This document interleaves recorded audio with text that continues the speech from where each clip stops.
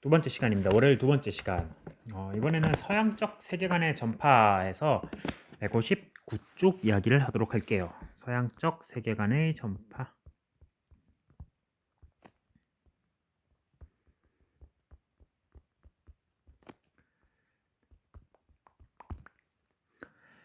자, 먼저 여기서 다룰 거는 우리가 만국공법하고 사회진화론 이 두 가지가 주가 될 겁니다. 자, 첫 번째 주제, 핵심 키워드 두 개입니다. 만국공법. 만국공법이란 거는 주권 국가 간의 건국 간의 대등한 국제법 질서를 의미합니다.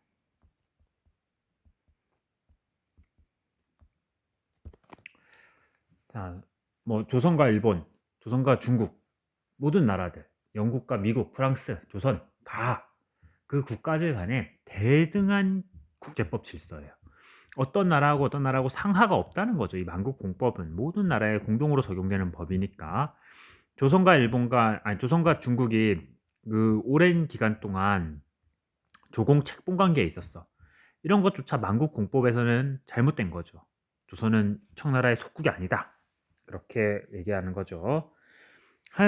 그런데 핵심은 이거죠. 모든 국가를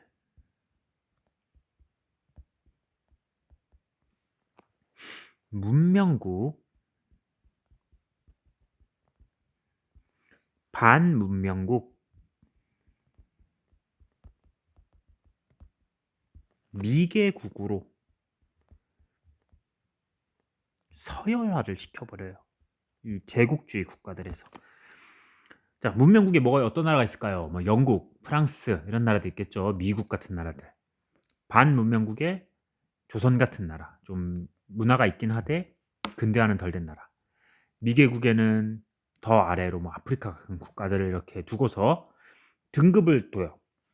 그 다음에 우리 문명 국가가 너희를 침략하면서 맺은 이 불평등 조약과 침략을 합리화하는데 이용하게 됩니다. 만국공법을. 청나라, 일본, 조선 각 국가별로 이 만국공법이 어떻게 적용되었느냐 이거를 좀 보도록 할게요. 먼저 청나라에서는 만국공법을 가지고 서양과 외교를 할 때, 뭐 각종 조약을 맺거나 하는 외교를 할 때 만국공법을 실무 지침서로 활용하였습니다. 만국공법을 이용해서 이렇게 실무를 하고, 그래서 이걸 바탕으로 해서 청나라 사람들은 자신들의 그 입지를 다져나가려고 그렇게 하였죠. 근데 뭐 서양에서 그걸 다 받아들이진 않지. 만국공법의 내용을 청나라는 모두 대등하다 하면서 얘기를 했지만 실질적으로 다 적용은 못됐습니다. 다음 일본.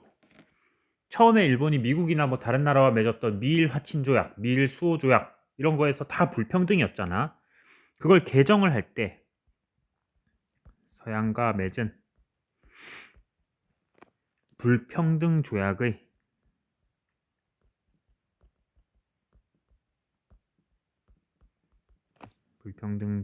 개정의 근거로 만국공법을 활용하였습니다. 그리고 조선이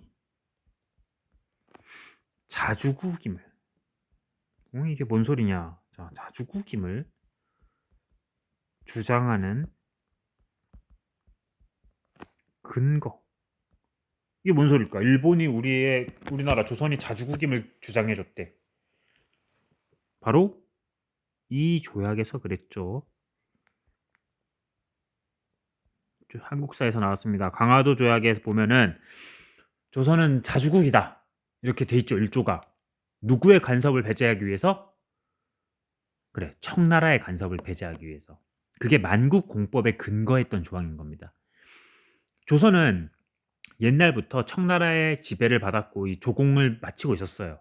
그런데 일본에서 조선은 자주국이다. 그러니까 청나라의 그 관련성, 간섭 이런 걸 배제하기 위한 그 내용인데 이게 만국공법에서 나온 조항이었던 거예요. 자, 조선에서는 만국공법에 관심은 있었어. 그런데 조선의 실질적 상황을 보니까 영국의 거문도 사건, 영국이 우리나라 거문도를 불법 점령했던 사건, 그리고 청나라의 내정 간섭, 좀 회의적이었어요. 만국공법이라고 뭐 떠들어치는데 이걸 뭐 영국인 와서 뭐 우리나라 땅 막 점령하고 청나라는 내정 간섭하고 만국공법 이거 뭐 말이 되냐 그랬는데 이 만국공법이 나중에 일본의 침략에 대해서 비판하는 근거로 작용한다던가 우리나라의 주권 수호 운동의 근거로 작용되기도 하였습니다. 그러니까 만국공법 자체는 사실 잘못된 건 아니죠. 모든 국가는 동일하고 평등하다는 겁니다. 다만 그 만국공법을 이제 악용해서 사용을 한다는 그런 문제점들이 있고 국가별로 자신들에게 유리한 면만 보는 거죠. 강대국의 경우에는 좀 이렇게 아까 얘기했듯이 문명국과 반문명국을 나눠버리고 문명국 간의 평등이다 이렇게 얘기를 해버리고 반면에 피해를 당했던 조선 같은 나라에서는 모든 나라는 동일하게 해줘야 된다. 그러니까 우리의 주권은 우리가 지키는 근거이다. 그렇게 각자의 서 있는 위치에 따라서 같은 만국공법을 가지고 서로 다른 생각을 좀 하였습니다. 다음 사회 진화론.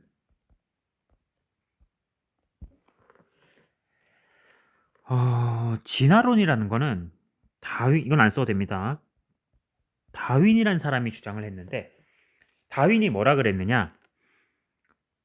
옛날에는 뭐 이런 얘기를 했습니다. 옛날에는 기린이 있었는데 기린이 목이 되게 짧았어요. 근데 어느 날 기린 중에서 목이 긴 기린이 등장을 했어. 근데 이 기린은 높은 나무에 있는 열매도 먹을 수 있었겠지 얘네들보다는. 결국 목이 짧은 기린은 다 죽었지만 높은 나무에 있는 열매도 먹을 수 있었던 이 목이 긴 기린만 살아남았다. 이게 다윈의 진화론입니다. 진화론에서는 그 변화에 적응하는 동물만 살아남는다는 거야. 근데 그 다윈의 진화론을 국가와 사회, 인간에게 적용한 게 바로 사회 진화론입니다. 사회 진화론은 인간 사회에 약육강식 그리고 자연도태 원리를 적용합니다. 스펜서라는 사람이 했었는데 사회진화론. 그래서 이것도 역시 만국공법이랑 비슷해요. 사회진화론을 각자의 입장에서 각자에게 유리하게 적용을 하기 시작해. 먼저 제국주의 국가들은 자신들의 침략을 정당화하게 해요. 야, 우리는 저 목이 긴 기린처럼 선진적이고 그 변화에 살아남은 나라다. 그러니까 변화에 살아남지 못한 너희 나라를 우리가 지배하는 건 당연한 거다. 그렇게 이야기를 했고 지배를 받았던 나라, 우리나라 같은 나라들은 우리나라나 중국 같은 나라는 우리도 그럼 저 목이 긴 기린처럼 변화에 잘 적응을 하고 힘을 키워서 나라를 부강하게 만들고 그리고 변화에 적응을 해보자. 자강운동의 근거로서 이 사회진화론을 수용합니다. 자, 그래서 각 국가별로 좀 내용을 볼게요. 청나라 일본, 조선 각 국가별로 내용을 보겠습니다. 먼저 청나라는 사회 진화론이 우리 앞에서 했습니다. 변법 자강운동, 항류회의가 했던 거죠. 영향을 주었습니다. 그리고 옌푸라는 사람이 있어요. 교과서에도 나올 겁니다. 교과서 161쪽에 보면 나와요. 옌푸가 이 사회 진화론을 받아들여서 천연론이라는 글을 쓰기도 하였습니다. 다음, 일본에서는 자유민권운동이 일어났는데 거기에 대한 비판 근거예요.